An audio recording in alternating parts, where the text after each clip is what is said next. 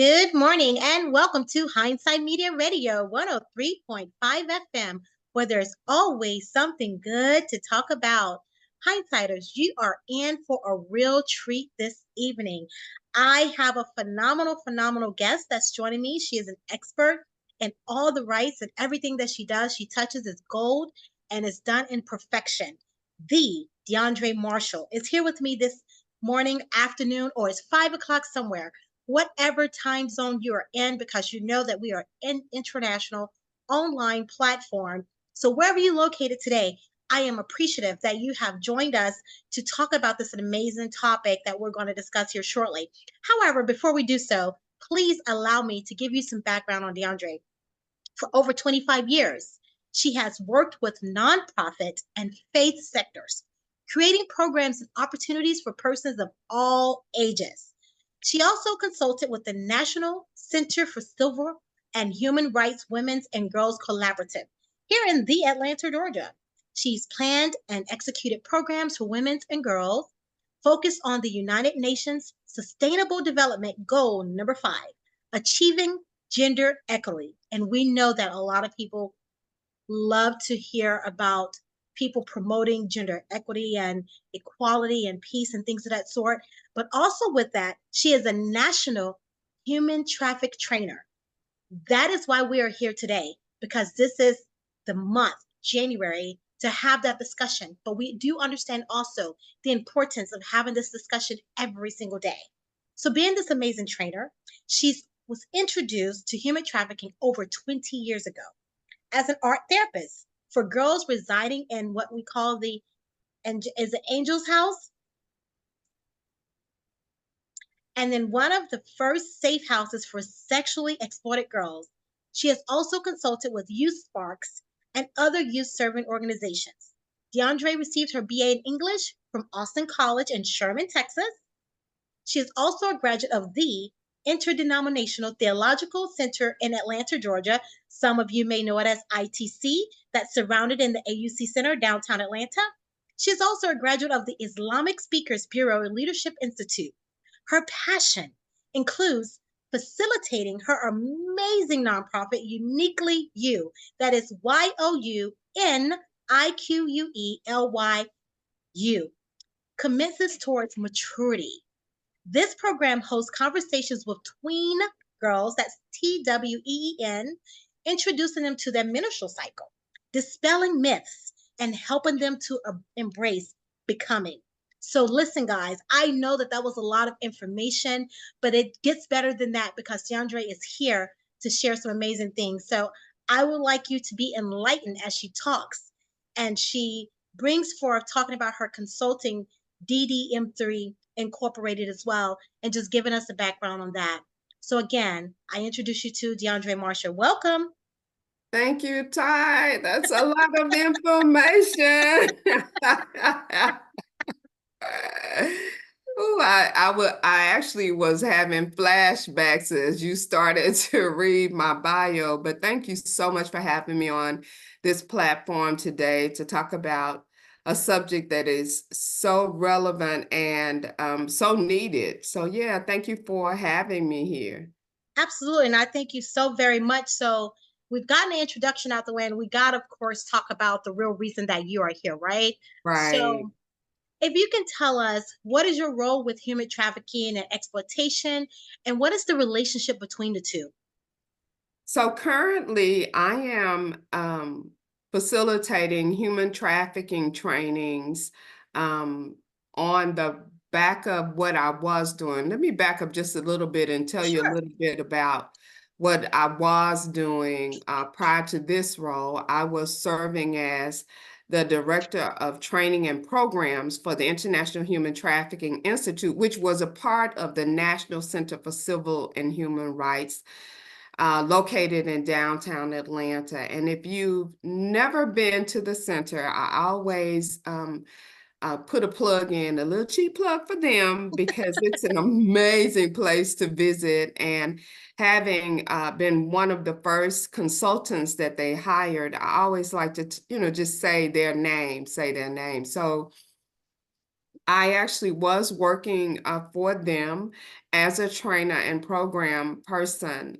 We actually met our goal of training 50,000 people, Oh, wow. uh, finishing up during the midst of the pandemic, which was amazing in itself, to be able to train that many people. And that was all over Georgia, but also because of Zoom and the pandemic, we were able to reach beyond Georgia into the United States and beyond. So while I consider myself a national trainer, it was actually on um, the instance of being in the midst of the pandemic. So some good things happened for me during that time.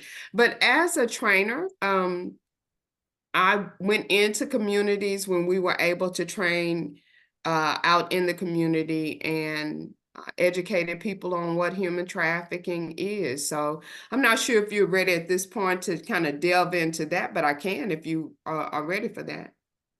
Yes, listen, ready for it whenever you're ready.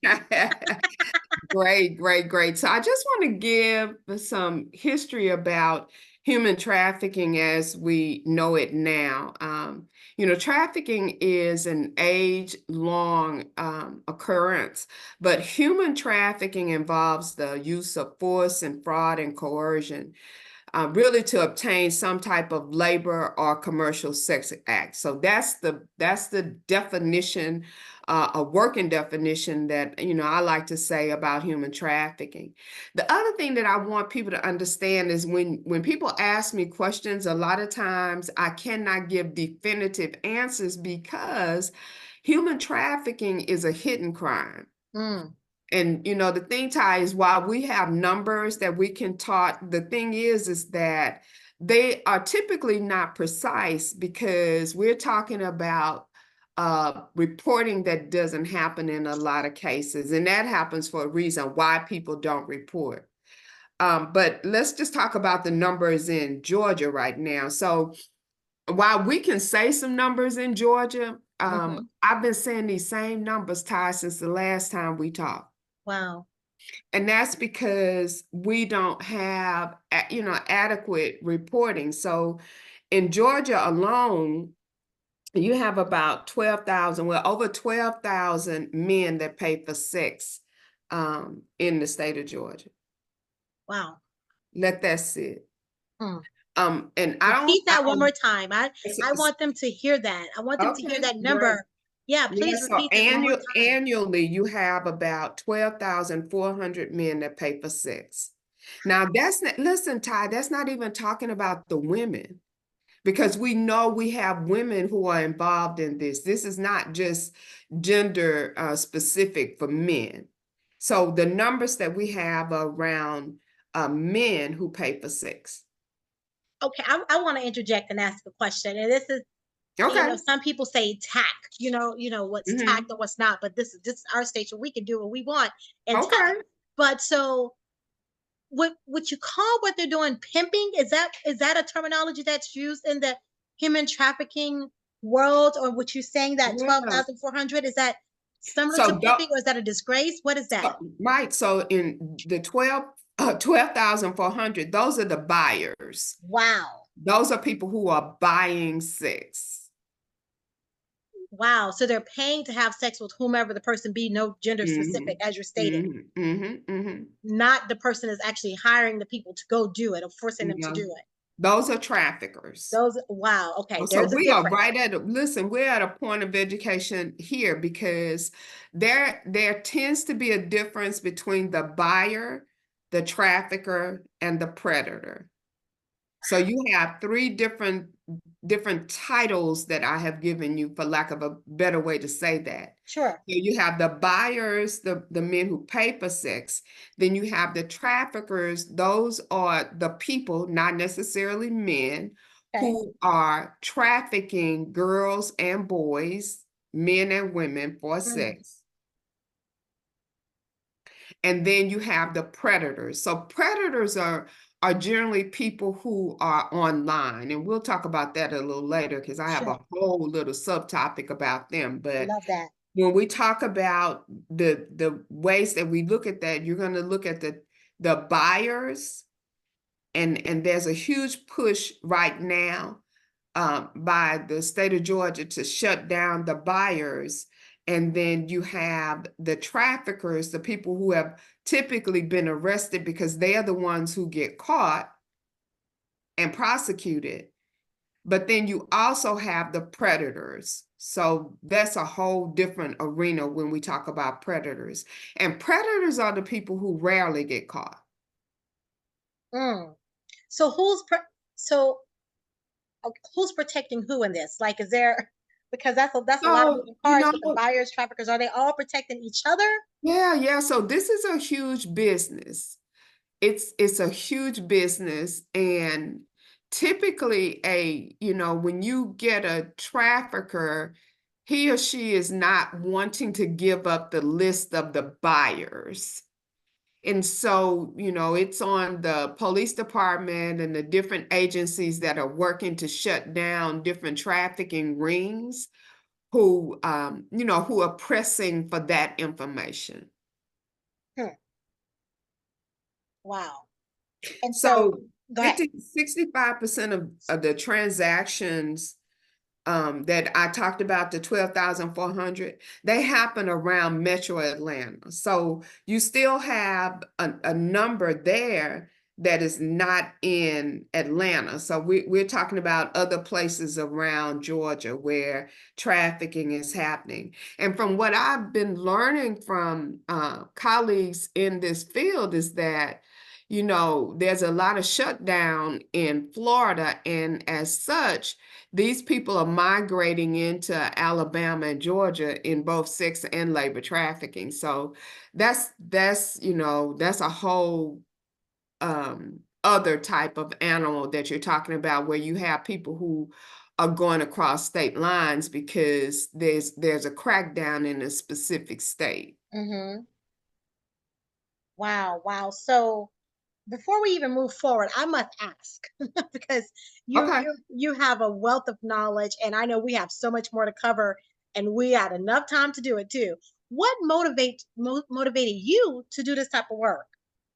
So I want to say that you know how you talked about the 25 years ago? Yeah.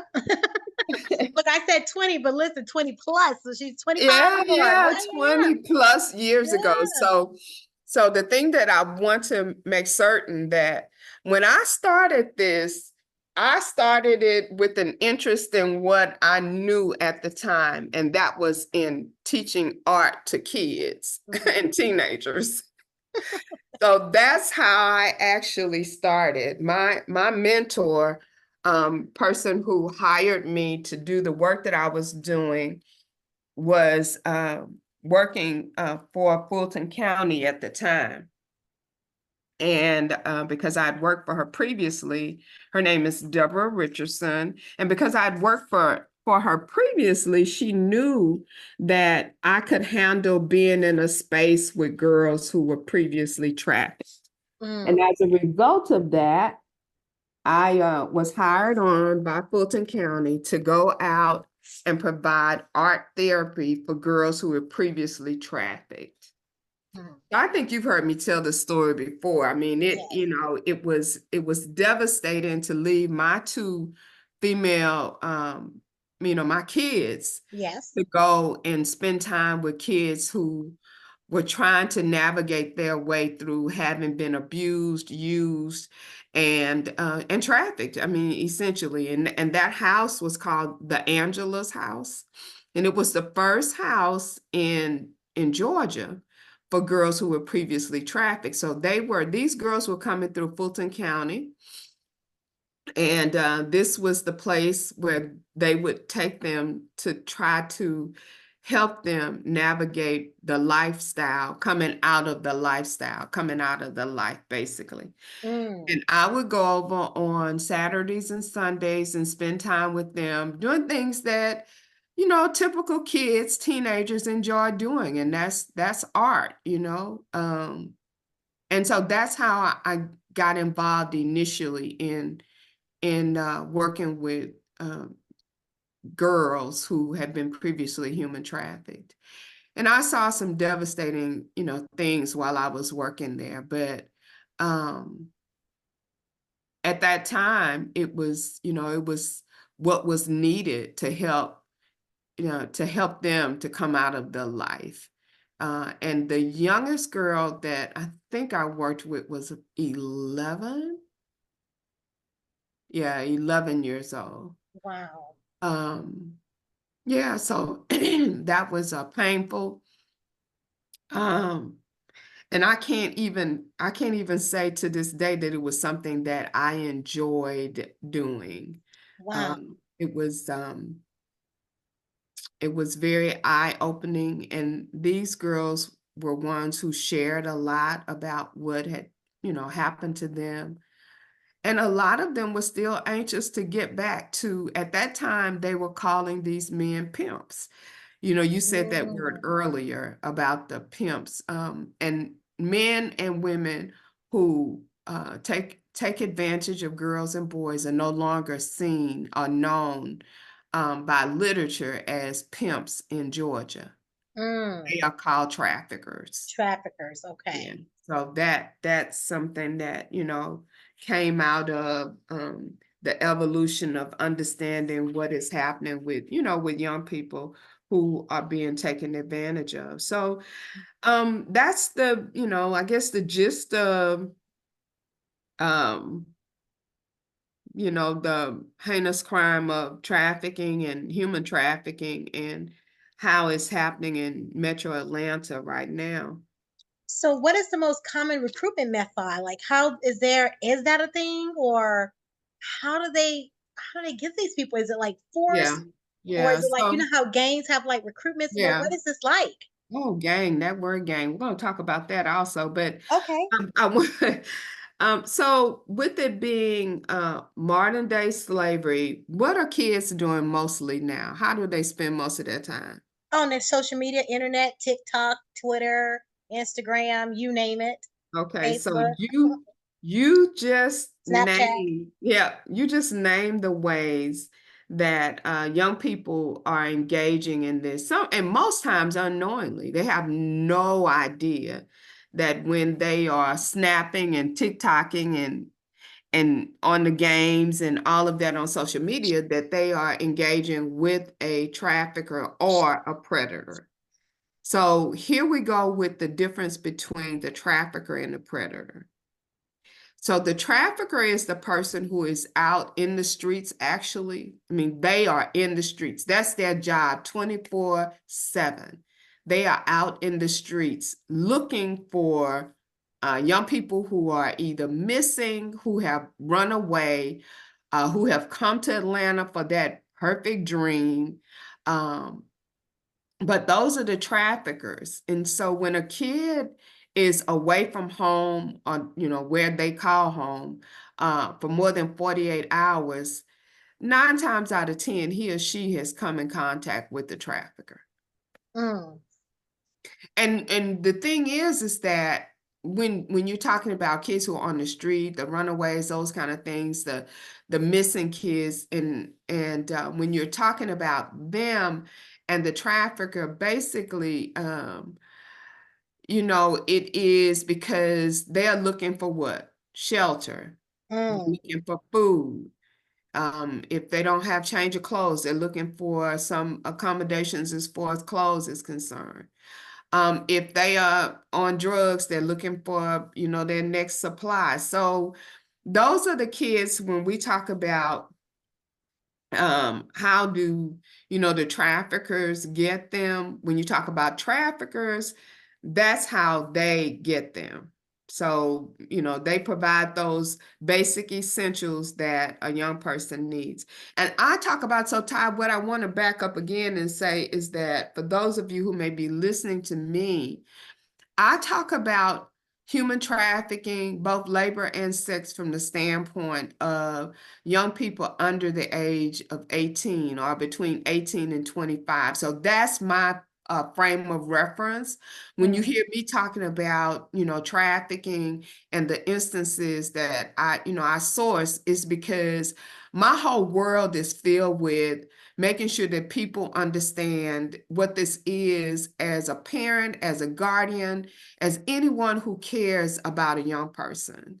So that's why I use the language that I use. So, because sometimes people will say, well, why don't they go back home? Or, those types of things. So when we're talking about young people, there are a lot of reasons why they are not at home, but the basis of how they are found is because they are not at home.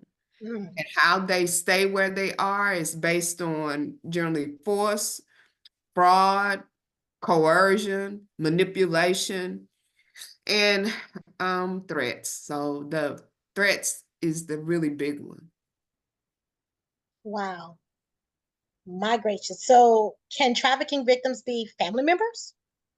Ooh, yes, ma'am. What people don't understand, that's called familiar trafficking. Mm.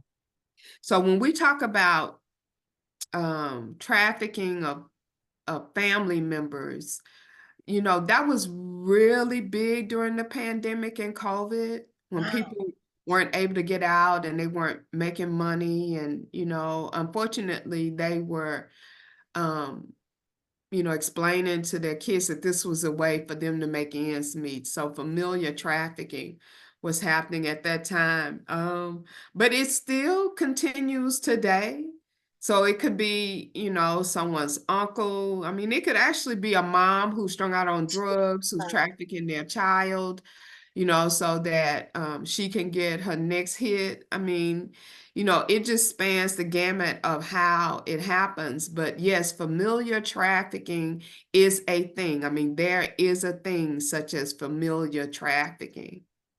So okay, so you made a comment about like the parent or guardian could be, on drugs or what have you, and that would drive their motivation or drive them so that they Right, can get their next fix to do such a crime. Well, let me ask you this, devil's advocate here. The parent can be a person that's working in corporate in the church, or it can be an average Joe, what we call stranger danger, but the person's not a stranger danger don't have to be a person that's a stranger. It can be what you call familiarity, right? right. So the person doesn't have to necessarily be on drugs to do this as a parental.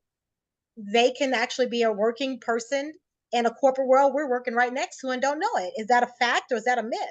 So I would say that that's more of a myth than a fact. Okay. So when you look at the statistics, and once again, we'll go back to this being a hidden crime Okay. and not knowing what's actually transpiring in a person's home. Because even when a kid is refusing to perform sex acts, that they have been it's a demand by the parent to do that. And say the parent, hits the kid or beats the kid up and they take them to the hospital, So when the doctors and the nurses see this kid, you would think that maybe they would say something. And that's the reason why, training is happening now for nurses and doctors, because you have trafficking happening in families and kids being beat up because they don't want to, participate in the activity. But most times that is not going to be that person who is in corporate, you know. Mm. They have a whole nother arena where they are manipulating and forcing and coercing. And so when we talk about that, that's a predator, but they're in a whole different area. So your Wow. familiar trafficking, it happens because there's a need in the home typically.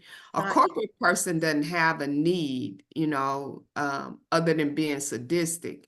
But when you find kids who are being trafficked, out of a home, you find that happening when there's a need by the parent to have that, to get that money. Got you. Wow. Wow. And then you mentioned that I don't know if we really touched on it yet, does human trafficking only result in sexual exploitation? Or trying So to understand that. yeah, so when we talk about human trafficking, let's talk about the fact that, you have like three titles that happens under human trafficking. And so you have labor trafficking that happens under human trafficking, and then you have sex trafficking that happens under human trafficking, and then finally domestic servitude. So you have three different areas where you have trafficking. And under each of those areas, unfortunately, you have, some sub issues that happen. So under the sex trafficking, you have sextortion and that happens. You have different websites where trafficking happens. Yeah, so then you have the labor trafficking where people are being trafficked for labor, which could be sex trafficking, but they're working, for someone who owns a business. So then it falls under labor. Am I making sense here? Yeah, no, you're making great sense. I'm loving the Okay. breakdown because I think the listeners, and the reason for me asking a lot of these questions, because I know, like, when we first talked and we first met years ago, and I was just in complete awe. Right. And I've been in complete awe ever since, because a lot of these things, and I know you'll dive into it later, a lot of these things happen in places we shop at. And I'm Right. still in awe to this day. And I can't wait to you to start talking about the survey portion, because I want everybody to take that survey, and you're gonna be like, oh Father, let me stop shopping here. Oh no, I'm being a part of this, like unbeknownst to us, right? It's Yeah, yeah. unforeseen. So I'm yeah, this is no, you're making a lot of sense, and you're Okay, educating. so So yeah, keep it going. yeah, so when we break this down and we talk about the sex trafficking part of this, we want to talk about what happens to our kids as far as sex trafficking is concerned once they get caught up in the life. And a lot of times, kids are lured and groomed. So those are two words that you want to commit to your memory, with especially any parents who are listening to us today, that talks about, kids who are lured and groomed Mm, to be in the life. So luring and grooming is important for the trafficker so that he or she can gain access to, to your kid. So luring is when someone is actually dangling something in front of a kid because the kid wants it. So they lure them based on what the kid's desires or what their desires are.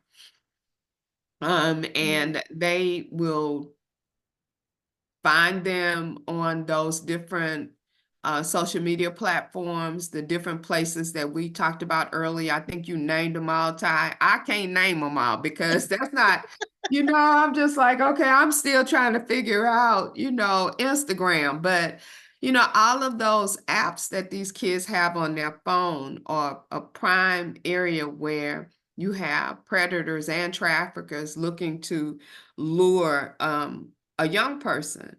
They'll make something so appealing to your kid until you think that, you guys are all good.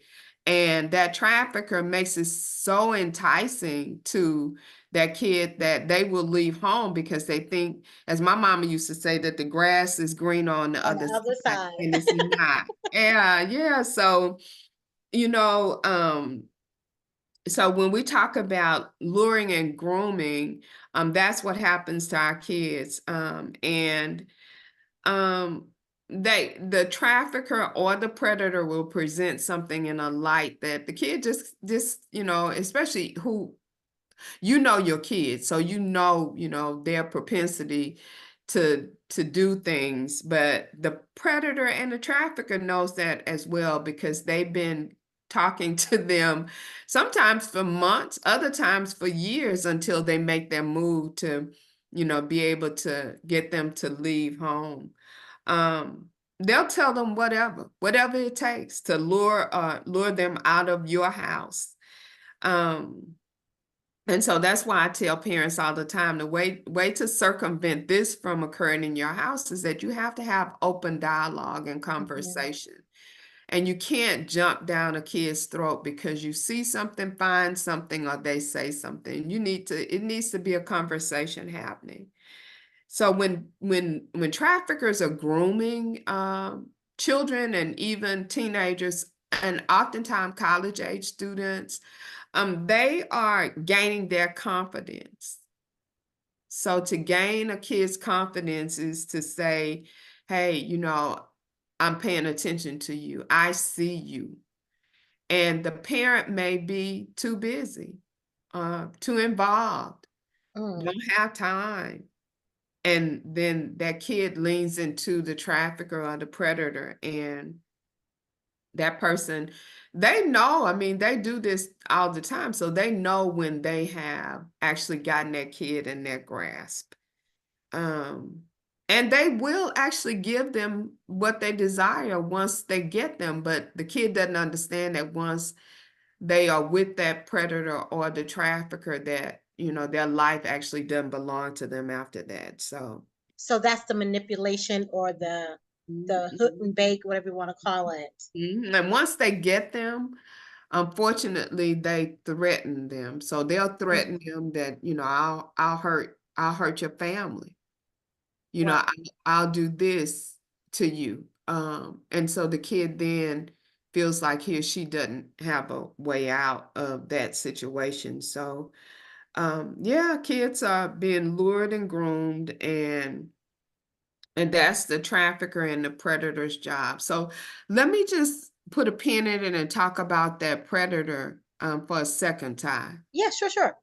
So the predator is the person who they're not in the streets. They're not where kids are. The predator is the one who is at home, and they're scrolling through these kids' social media. They're watching even the parents' Facebook posts. Like I tell parents all the Wow. time, when you're posting all the time about your kid, yes, we are proud of our children, but Mm. there are things that you should not post on social media about your child, because if that predator is already watching your child or talking to your child or grooming your child online, they will skip over to your Facebook post and start putting two and two together and identifying when your kid is not with you and where they are. Wow. So they're very strategic in their mess. They're smart. Oh, predators are very, very smart. Very smart.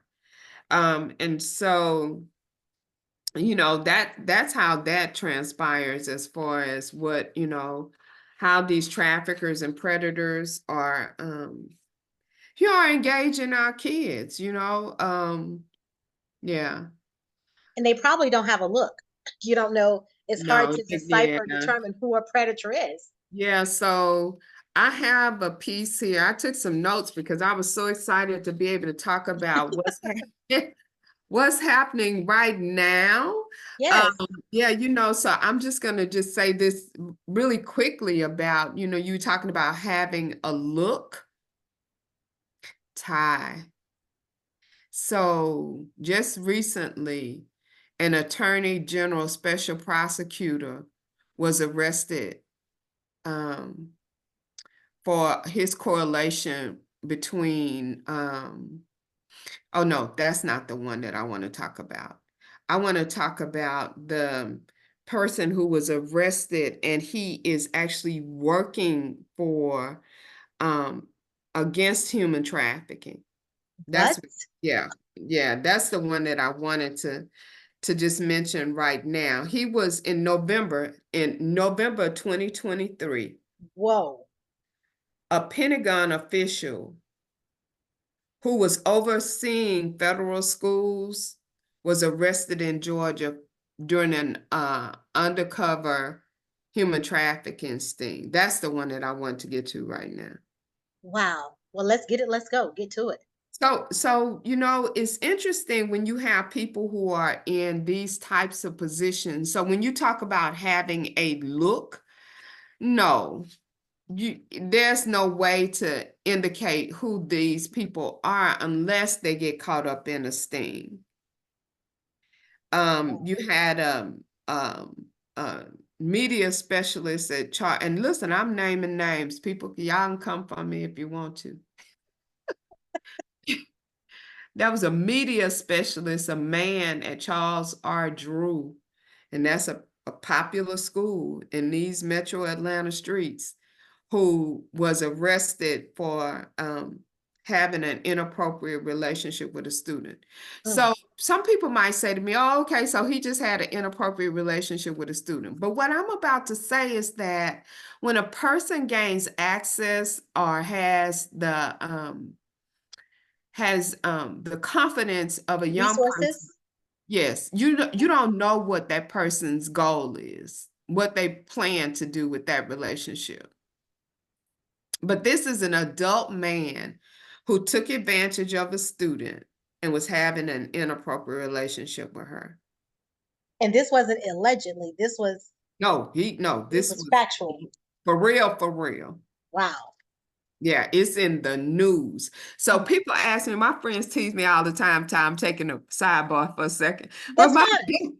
my friends tease me all the time. Some of them talk about me, but they tease and talk about me because I spend a lot of time watching the news and reading the news and scouring the news. Sure.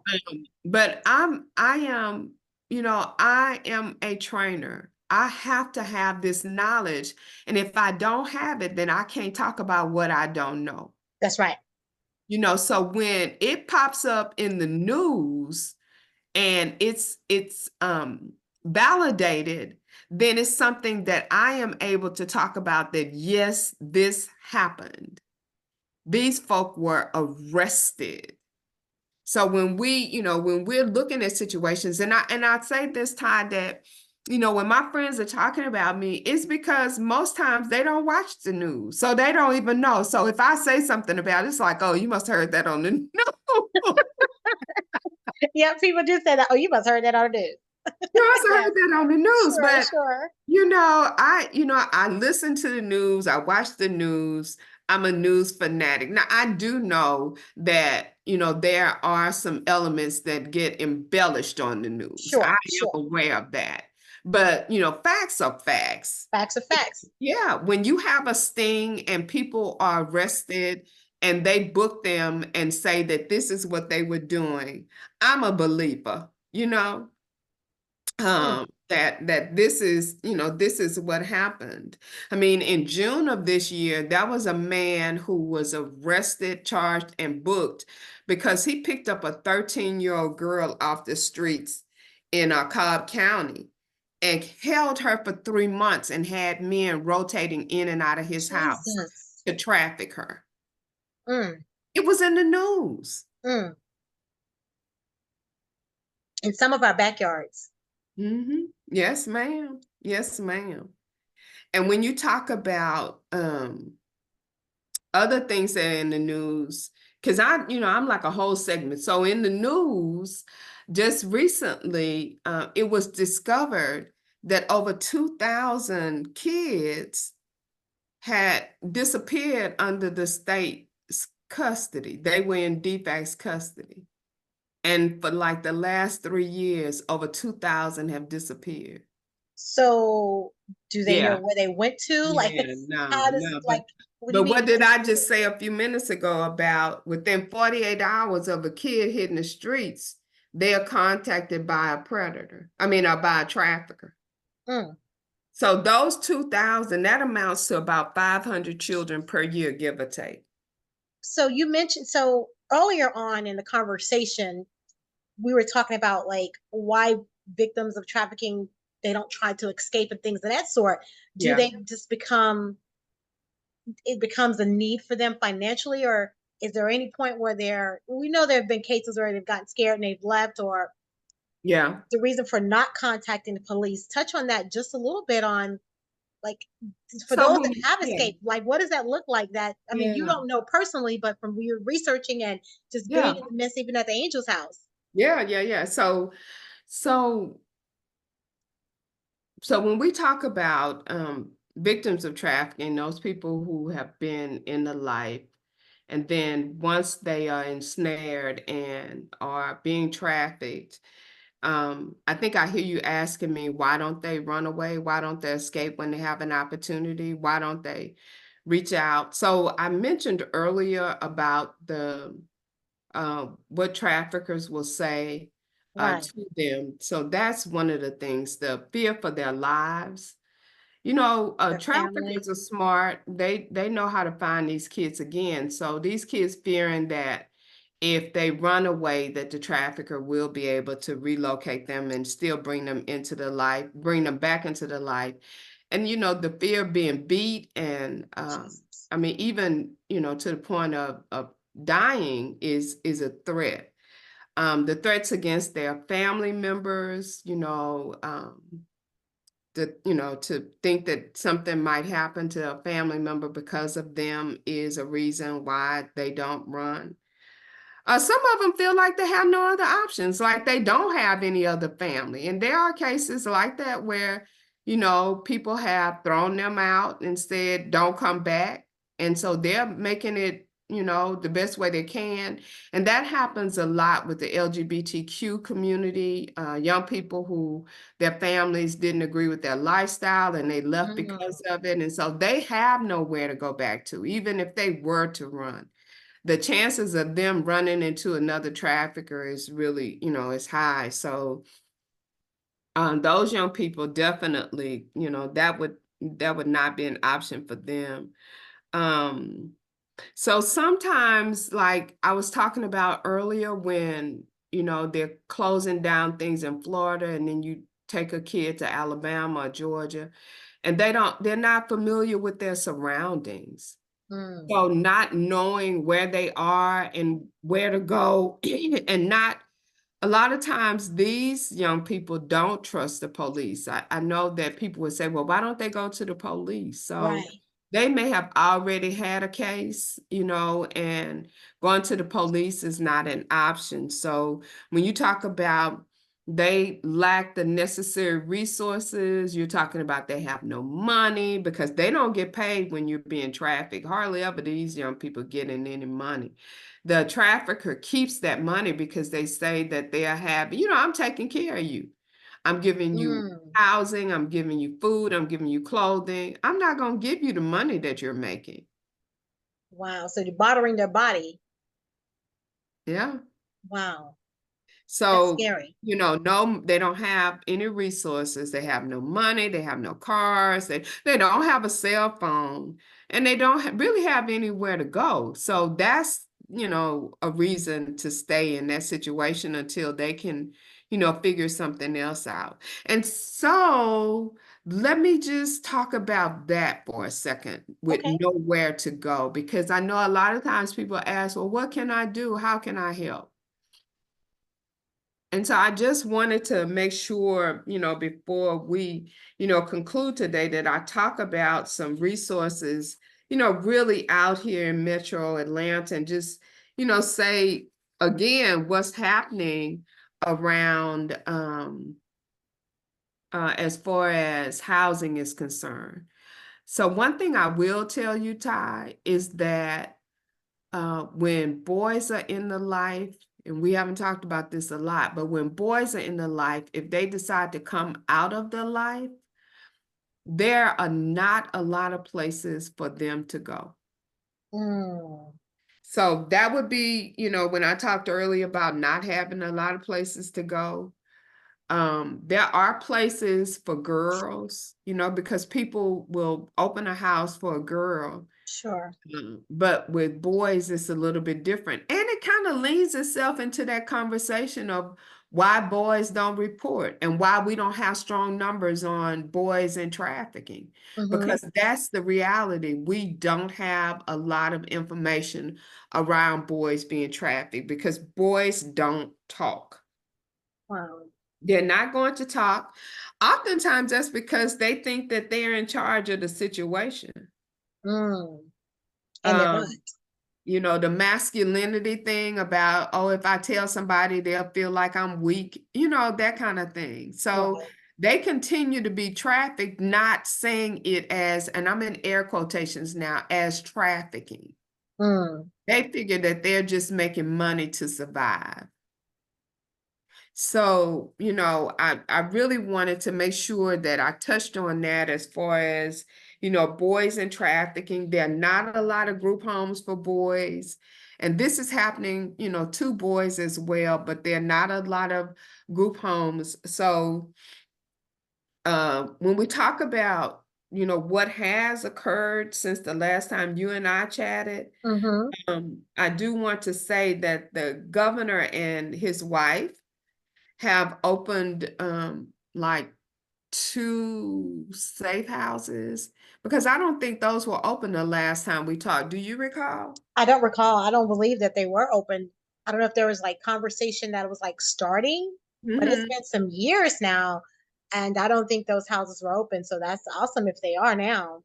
So yeah, so just recently, like in 20, I want to say it was in 2020 that, yeah, we were in the pandemic. So in Mhm. 2020, the governor and his wife actually opened a house it's in Paulding County. It's not in Atlanta anywhere. And I think they probably did that because, put it out there because it's not easy access to that. Oh, got it. So it's in Paulding County. So I talk about that now, and then recently, like 2 weeks ago, I think it was, they opened another house. And I think it's in Gwinnett County, if I'm not mistaken. That it's in Gwinnett County. And it actually, what she said when they were making the announcement is that it actually will house both boys and girls. In the same house? Well, I'm not sure. They may have like Okay, little cabins or whatever. sure. But but the facility that they opened in January, like at the beginning of the month, is called Grace's Place. Okay, yep, I've heard of that. Yes. Okay, so Grace's Place is for survivors like age 13 to 18, Okay. who were, previously trafficked. And so, that's a good thing. And then like I said, they opened another one that is in Paulding County in 2020. And I think Wellspring Living is running it now, but it's called Receiving Hope Center. Okay. So those are two places. So, before we end, I can just, give some suggestions about how to help with those things, along those lines of, having somewhere for these kids to go. Now, granted, Ty, I'm just going to be transparent. There are not a lot of beds at either one of these places. Wow. So, we have a huge number of kids who have a need for this, but we don't have accommodations. And the other piece, Ty, is that they don't get to stay indefinitely. So what is the time, the lifetime, like what for its Yeah, entry and exit? so like 90 days in What? some cases. Yeah. Yeah, it's enough for them to process them in and probably try to find a foster home or somewhere for them to go, which is still, it kind of questions what's the motive. I So mean, so do you know like is there like educational like therapy that's like oh have yeah. you ever visited like Yeah, is no, there I've like a never way? visited. So these, Oh, we like, need to go. You and I yeah, need so to go. so We I need to could go. probably, I'm ready. wait a minute. So, there's a privacy contingency that goes along with this. But now, what I will say is that yes, they do have the therapists. Yes, they do have the education classes. They they are offering, some ways to try to help them to work through what they've gone through. So 90 days. I So do you do, know if there's a follow-up? Like, do they stay in like after it's a release? Like yeah. what Yeah, happens so afterwards? I haven't followed up on that because, to be honest with you, I don't work a lot with rescuing. Sure.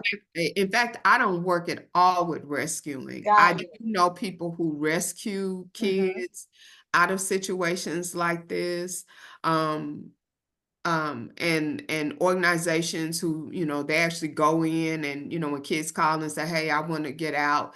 Because a lot of times these kids who have been in their life for a long time, they are talking to people and they do know, there are places that, there are people who will get them out of situations. But some situations, they're thinking, oh, I don't want to do that because I've been out in these streets and I don't want to Yeah. have to, abide by anybody's rules and regulations. Coming in at 12 o'clock is, that's not my thing. And, so they make up a lot of excuses for not coming out of the life. Sure. But yeah, yeah, I know a couple of people who work at these different, homes that they have opened. But like I say, I don't do rescuing. Sure. I'm on the prevention end. I'm on the front end trying to get kids to understand, get parents to understand, what this looks like for real, Sure. for real. So yeah. And that's very important because it has to start somewhere so it will not Right. lead to the rescuing. Right. So the Right. part that you're Absolutely. doing, you're getting into the beginning meat of it, which is so important so it does not get to, like I said, that rescuing portion. We don't want that. Right. Yeah. Wow. Oh Yeah. my gosh, this is definitely enlightening. So, real quick, now I said a word earlier and you were like, "Oh yes, we're going to talk about that." I What is mentioned the it? word I mentioned the word game and it's like your light bulb went off when I mentioned the word game. Oh my gosh. So, a couple of years ago when we were developing our curriculum to be able to go out and train in communities, there was like this underlying tone about gangs and how it was interrelated with human trafficking. And we didn't, and once again, it's a hidden crime. So we didn't have knowledge at the time about the gang relationship to or gang activity to human trafficking. But just in the last couple of years, the Attorney General Special Prosecutor was appointed by the governor, and she has been like on a tangent to arrest these gang members because there is a correlation between gang activity and human trafficking. So the alarms are going off. She's making arrests. They are, doing things, and there's a a huge gang activity and human trafficking correlation. So yes, when you said that, I was like, oh, it gives me an opportunity to talk about that. Yeah. So um, the the gang piece is huge, and it's in pockets. There are gangs all over Georgia, but at Metro Atlanta has a wide variety of gangs. It's not just one nationality over another. These are people who are commingling to cause travesty in our communities. And they are using, kids to do that. And the reason why, and I tell these kids this all the time when I do trainings with them, the reason why a gang or a trafficker will use a kid is because once arrested, they don't get a lot of time. They go to juvie. And Hmm. so that's why gangs are so prevalent around human trafficking. And so yeah, that's a huge thing now. Wow. Um, I wanted to not only talk about, I wanted to also talk a little bit about the mental state of our kids Okay. tied with this Yes. human trafficking and what's happening. And so, you know, we have some issues happening, and the media has begun to, sound alarms about this. And because I, watch the news, I'm watching kids who are committing suicide at a higher rate because there's some things that they're not able to deal with. So, one thing that I know that I've watched happen is around cyber kidnapping. Have you heard of that? Yes. Okay. briefly. So I would love for you to enlighten all of us even more. Yeah, so cyber kidnapping is something that's happening, and it's not only happening with kids who are coming to the United States to study.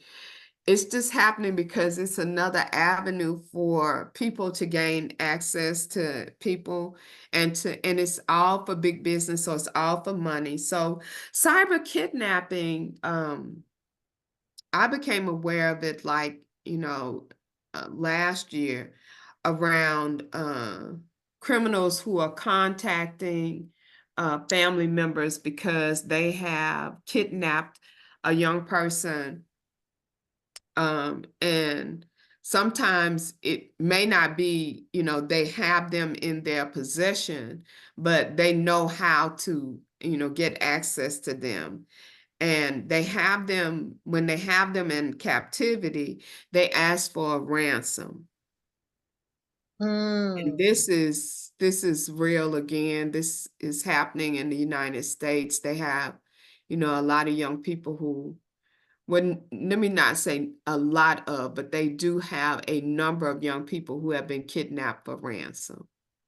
So what I like to tell parents is that if anyone contacts you and says like, they have your child, or, you do need to call the police. So that this is one time when I say that um you do need to call the police, because there's no way around this, because that person could very well be in the custody of that cyber trafficker. Wow. Already. Because that's Yeah. why they say I So have your child. yeah, And yeah, sometimes yes. is it a ploy, like sometimes if it's just a Yeah, scare sometimes, tactic. sometimes it is a ploy, but other times it's real. So, there was a case just recently in January where a young man was here in the States studying. He was from abroad and he was studying, and they actually did have him. Wow. So, so that's for our international families who, who may be listening to us today, to definitely, make a call to the police if you get a call stating that your child has been taken, and if they're asking for money. Wow. And I know we're on this segment here, we will not be talking about the undocumented issues with the human trafficking and things of that Right, sort, but that'll be at another time. And DeAndre definitely will be providing some information to me directly to get in contact with those individuals who have that level of expertise and knowledge and work with those type of individuals through undocumentation and things of that sort. So we want you guys to join us again and keep this going, because even though January, it is listed as the month, again, as I stated in the introduction, it's something that has to take place every single day. So right. DeAndre, before we end, earlier I talked about that survey that bothers me so much. Are you able to share how other people, and I'll make sure I post it on our Facebook and in our YouTube channel and things of the sort, because people will be able to listen on the radio station and continue to listen to this interview, enlightening interview, on our YouTube channel as well. What is that survey link that you can share, and kind of talk about what that survey link is about and the name of it and things of that sort? Yeah, so about 5 years ago, when I, got back into this work, I think it's been 5 years, maybe four. But anyway, when I first got back into this work, I was introduced to this survey, and my colleague Deborah that I tell you about actually said, "Listen, I need you to take a survey before we start putting this curriculum together." And I was like, "Oh, okay." And I was, kind of lackadaisical about it. And I finally took it. And when I took it, I realized that I was a part of the problem. Mm, mm, Uh, yes. me too. And so when I talk to now, actually be honest, so Ty, I don't talk about this as often when I'm talking to parents and kids. I do talk about it when I'm talking to college students. But when Understood. I, and the people in the general population, when I do a training for them, but the This particular survey gives you an indication of how you are participating in human trafficking on a daily basis.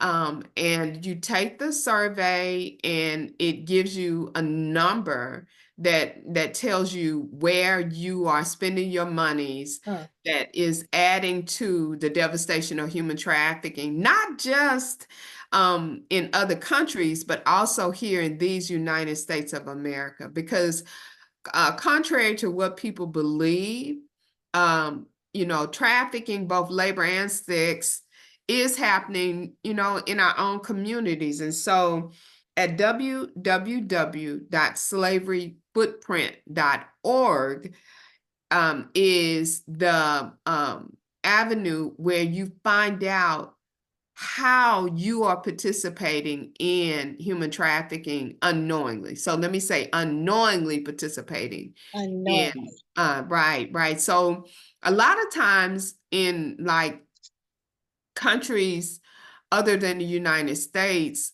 people are depending on us to purchase different items. And because we purchase those items, we are part of what's happening as far as trafficking is concerned.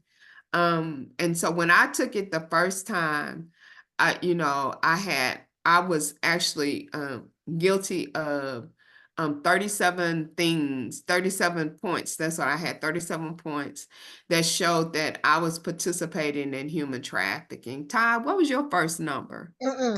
Listen, this is why I pushed the survey so hard. Guys, I think I was over 72. I am not joking. I might have been in the hundreds because I tried to take it again. I was like, this can't be right. I mean, my first time, I think I was at 72% or whatever that number was. And then I took it again. I was like, I think I was at like 100. I was like, this can't be right. Like, well, first of all, I have an issue because I need to stop shopping, apparently. And then I was like, hold on, survey, you're messing with my self-care. You mean to tell me my spas and my nail salons? Listen, friend, this can't be right. So I took it again. And when I noticed that it was accurate because it was factual places that I shop at regularly. And I was like, I can't. So I'm going to tell you, I will not name this place, but I literally stopped going or shopping or giving my consumer money to these businesses because I was like, oh my gosh, I love this place. I love, and I'm guilty. I still have some improvement to do because I won't name them out loud. I I can't say understand. allegedly. However, but I'm okay. But I tell you, on this survey, I have gotten better on how I shop at those individual places, and I still have some work to do. And DeAndre, this is what from when I that's initially bought about you, when 4 I met years you, ago. it's been about 4 years ago. So I tell you, my list has since improved greatly. Well, great. However, I applaud you. yes, it has improved greatly. However, I take this survey regularly. I had to have DeAndre resend it to me because I was like, God darn it, where my survey went to. And I couldn't find it. I was like, it's time for me to do it again because I know I've declined and taken some of those places off my list. But guys, when you see this, I'm going to tell you, you guys, this is really going to be an eye opener for you. And again, I will put it on the YouTube link as well as on the station itself because you're going to be like, wow, are you kidding me? And you probably want to say, I don't believe this, but trust me, it's true. And it's going to have you start looking at things and then you're going to become aware. You know, when we talk about situational awareness, you are going to become aware because you're going to say, you know what? That did not seem that, I kind of seemed like something was off when I was in this store or when I was in this restaurant or when I was in this salon or whatever it was. You're going to say, you know what? Something did look off there. So it's going to give you an eye opening and make you more aware of your surroundings and the people that are serving you and that's helping you because they can be being trafficked. And I think, is that the labor portion of it? In most cases, when you're looking at businesses, that is labor trafficking. So there are definitely, some common red flags we like to talk about in the nail salons, especially so when you just so the reason why, I was telling you that I only do this in general population, Sure. but you do have kids who are going into nail salons, not so much the massage parlors or the hotels or motels without their parents, but those are places where labor trafficking is definitely happening. And because there is regulation. So I want people to understand that in the state of Georgia and most states in the United States, you have regulation around these places. It's just that there are not enough people hired to go into these places and be able to shut them down. Mm, Just recently, Ty, I don't know if you watched the news. I was telling you how I'm a news junkie, but just recently, like in 23, they had a motel manager who was sentenced for labor trafficking in Georgia. He was, I think, up on the north side, but he was trafficking to some maids. Number one, he was trafficking them because he knew they were homeless. mm. And number two, I think one of them may have been a heroin addict. So, that's one way to, keep a person, under your thumb is, what their vulnerability, would be. And so he knew that. And, that's how he, was able to do, conduct the labor trafficking through the place where he owned. In 2022, I don't know if I told you this before, but there was a huge bust out in East Georgia, Wow. and it was around it was like several busts that happened, but one was around onions. So Onions. girl, I'll never look at an onion the same way again. The onion. I like onions. Onions like you eat onions. Okay, you have to share about that. Wait, come on. Listen, it was on a farm, a labor camp for, people who had been brought to Georgia to harvest onions. And these people were being trafficked, labor trafficked. They weren't paying them, they were beating them. I mean, this was in the news. And so, they had that going on around labor trafficking right here in Georgia. And also, as a spinoff to that, they had some labor trafficking issues where the immigrants actually took the boss to court because he was trafficking them for labor on a blueberry farm right here in Georgia. So, when I talk to people about labor trafficking, I just tell them, you have to be particular. You have to know where you're going and what you're doing and who you are purchasing from. But labor trafficking is huge, especially in rural areas in, metro cities. So we are a metro city. We do Yeah. have rural areas, and labor trafficking does happen in those areas for sure. Hmm. Wow. Wow. So, is there anything else you would like to share or add before we get to the point of conclusion? If there's some other stuff that we may have missed, and that it's very, very potent and important for us to share today. I mean, go ahead and go for it. If I did not ask Um, that question to you. so I think maybe we have covered most of what I wanted to talk about today in, keeping everyone up to date with what's happening around this subject. Um, that it continues to happen. It does not go away. I want to make sure that people know that when January leaves and February ushers in and it's a different month, that there's still children being trafficked. There's still teenagers being trafficked. We didn't touch at all on college age young people being trafficked, but maybe we can get to that at another time to talk Hmm. about how that happens with them as far as college age young people. Simply because they don't know either. I mean, it's, especially first time college students, who've gone away from home for the first time. They could definitely get caught Hmm. up in a trafficking operation. So, I think we wanted to talk about being an advocate? How can you be an Yes. advocate? Absolutely, and that definitely was going to be one of my final asks for you. How can Yeah, individuals get involved? I'm like, since I met you like what 4 or 5 years ago, I have definitely become an advocate, but I feel like right. I'm still not doing enough. I know that I'm here today on this platform. However, it's not enough. There needs to Yeah, be more action, or what we like to call boots on the ground, right? So, right. for those that are listening here today and that may listen on the YouTube at a later time, how can they get involved, or get in contact with you to say, how can I be part of the prevention before Right, right. with hopes of not getting to the rescuing part? Yeah, yeah. Ty, I want to really say thank you. I know you say you're not doing enough, but you're always around, you're always available. And I really appreciate this because we have to have advocates. I think I said earlier that I'm not a rescuer, I'm an educator. So for me, if you are interested in assisting me with this, my primary ask is if you have an opportunity for me to come and speak to either your parents or your children or your teenagers.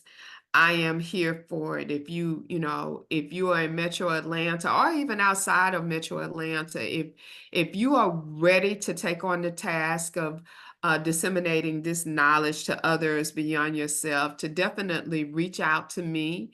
I have not only a website, I have email, I have cell phone number. I mean, you can definitely, get in touch with me to pass the message along, to be an advocate by hosting education seminars. That's the biggest piece for me. The other thing to get involved is to reach out to organizations who do this work as far as taking care of young people once they come out of the life. And so there are some organizations that I know for sure that they are continuously doing the work. You can support them. One is the Covenant House, and they work with young people 18 and above who were previously homeless, and many of them have been trafficked. And so they are in Metro Atlanta. You have Youth Spark. It's an organization that I work closely with. I work closely with Covenant House too, but Youth Spark is another prevention place where people are there to help young people who are part of the Fulton County system that might get enticed into trafficking. But they provide a lot. They have a clothing closet for both girls and boys where you can donate. It's wintertime now. All of these places could probably use coats. I mean, you just have to call them and find out. Gigi's House is another place that I know of down in south of Atlanta that they are doing this work with providing housing for girls who come out of the life. And so that's another place where you might want to put your resources, as well as House of Hope, which is the faith-based group that's out in Decatur. They have a house, and I think that they're getting ready to open another house for previously trafficked young people. So there are people who are out here doing the work as far as assisting people who have been previously trafficked. I don't like to call them victims. I mean, some people call them victims, but I'll just say that they're previously trafficked once they come out of the life. So I just say, it's cold right now, it's winter. If you want to do a coat drive at your office and then donate those coats, that would be awesome. And not just stopping at coats, but gloves and scarves. For every year, you guys, for every year during my birthday, I collect gently used luggage and I donate it to places where these young people are residing, because most people don't know, and I've heard them say it on the news here recently, is that when a young person is going from place to place and, homeless or previously trafficked, they don't have luggage. And so for the last 4 years, I have done luggage drives, but that might be something that you could do for your birthday. So yeah, just some suggestions of, how you can donate and be a part of advocating for previously trafficked people. Oh man, that is great. And we just thank you so very much for taking your time and your energy to share out and to educate the listeners. And this definitely will not be the last time that we'll have you on. Again, just because January is Human Trafficking Awareness Month, we don't want it to stop here. We want to talk about it frequently. So as you get stuff in and you can say, hey, Tide, we got a month and we can just talk about this, or a week or a day that we can just have this conversation. Or hey, can we put on Yeah. a conference? Hey, let's get big with it. Let's do a conference somewhere. Let's do an Oh, overnight, wouldn't it be let's do an nice? overnight conference in Blue Ridge. I Hey, let's make know. this happen because this is conversation that parents need. And like you said, we didn't touch much on the college age students, but maybe we have something where we talk to those colleges, or if you can't do the colleges, you can bring college students out, because these are necessary conversations that if Right. the school systems don't want to, if they're fearful of bringing it in, that's okay. We'll just touch the community and we'll have the conversations with the community in that way. But definitely everybody, I just recommend that you schedule your human trafficking exploitation conversation with DeAndre. And it can be parents and children and teens and college age adults, young adults, organizations, and faith-based groups. Her flyer is already on our Facebook page there under Hindsight Media Radio 103.5 FM, and on mine with in-depth conversation with Miss Ty Barnett. So, and it'll also be on our YouTube, and this will air, and I'm going to air it more than one time for the rest of the month. And then again, DeAndre is going to come on and we're going to continue to have these relevant conversations as they are important. So, like I said, we thank you for doing this work. I know it's a lot, but you love it, and indirectly it's not what's fascinating, as you mentioned earlier, but it's necessary. And Right. so we thank you for all that you do, because it's going to take you and more villagers, like a lot of these houses that are being implemented. And we're going to need more houses Yeah. and multiple areas to help. So everybody out there, find your way of getting involved. I understand wanting to buy gifts or get things during your birthday, but learn to pay it forward and give back in the ways that it can help, because you never know when it can be you or someone that's close to you involved in this situation, and you blindly know, and then you're getting this call like DeAndre mentioned earlier, hey, for ransom, somebody's been taken, whether it be directly or indirectly. So make sure you put your boots on the ground and you get involved to some extent, whether it be sharing the link that I talked about earlier and DeAndre shared, and I will have that posted as I stated, but put boots on the ground and be part of the solution and not part of the problem. Yeah. So anything else, DeAndre? Is that it for us today until That's we meet again? until we meet again. I can't wait to talk about the college age students. So let's circle back to that at some point, Di. Absolutely. We're gonna listen. We're gonna do that soon. We can do it before January ends Okay. and have that conversation. And so I truly, truly appreciate it. So again, listeners, thank you for tuning in to Hindsight Media Radio 103.5 FM, where there's always something good to talk about. Our website is www.hindsightmediaradio.com. Our Facebook is Hindsight Media Radio 103.5 FM. Again, this is your host, your co-owner, Miss Ty, with Hindsight Media Radio, and I had the pleasure of Miss DeAndre Marshall joining me here today. And again, like she stated, she will return. So you make yourself a wonderful day, and we'll be in touch soon. Good night.